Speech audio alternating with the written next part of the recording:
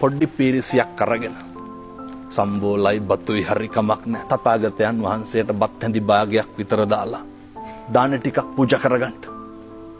ඔකට විනාඩියක් යයි. අයමුතුෙන් ගාත කියන්න ඕනද? ඔකට විනාඩියක් යයි. මෙන්න මේ තමන් වෙනුවෙන් කරගන්න දේවල්. ඕක පූජා කරලා ගෙදරින් එළියට බහිමු.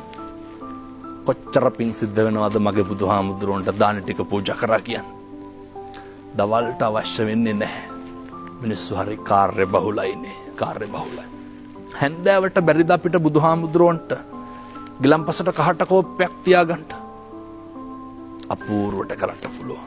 මේවා කරන්න ඕනේ පින්නතුනේ අපේ දරුවොත් එක්ක. දරුවොත් එක්ක මේවා කරනකොට දරුවෝ අකුසලයට නොමගට නරක පැත්තට තමන්ගේ ජීවිතය හැඩගස්ව ගන්න එක නවතිනවා.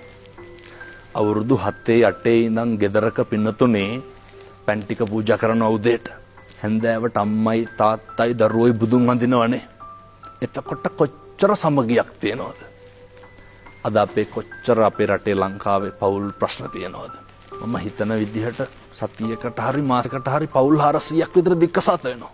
කොහොම හරි අපි හැමෝටම විවාහ වෙනවට වඩා ප්‍රතිශතයක් අනිත් පැත්තට වැඩි. මේව නවත්ත ගන්න පුළුවන්. ඔබතුමා සිහිපත් කරේ එළවදි මෙලොවදිත් මේවා ඵල විපාක දෙන්න කර්ම කියලා. මෙලොවදිම මේ වගේ ප්‍රතිඵල භුක්ති විඳින්න පුළුවන්. ඒ නිසා පින්වත් සියලු දෙනාම කල්පනා කරගන්න මේක දෛනිකව සිද්ධ කරන්න. අවුරුදු 50ක් 60ක් යනකොට අපිට මතක් වෙන්නේ මොකක්ද?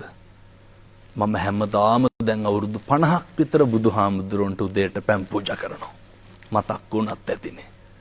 අවුරුදු 50ක් විතර බුදුහාමුදුරන්ට දාන ටික පූජා කරනවා.